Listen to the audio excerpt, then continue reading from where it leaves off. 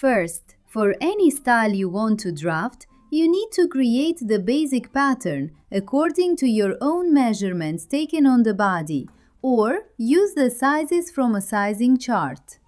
As I draft the pattern step by step, each part of the body shows both the sizing and how to measure it as subtitles on the video.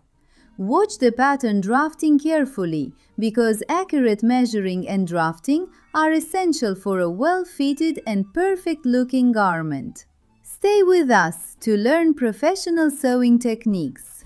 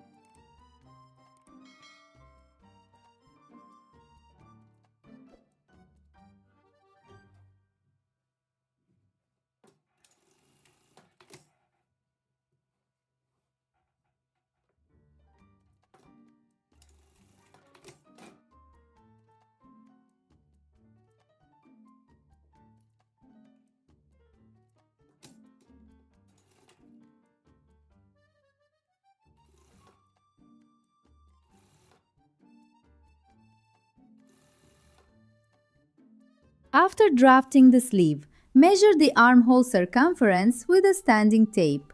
Then measure the armhole of the front and back bodies. The sleeve cap circumference should be 2 to 4 centimeters larger so that during sewing you can ease the sleeve cap and achieve a better looking sleeve. You can also draft both measurements the same, but in that case the sleeve will not have any ease.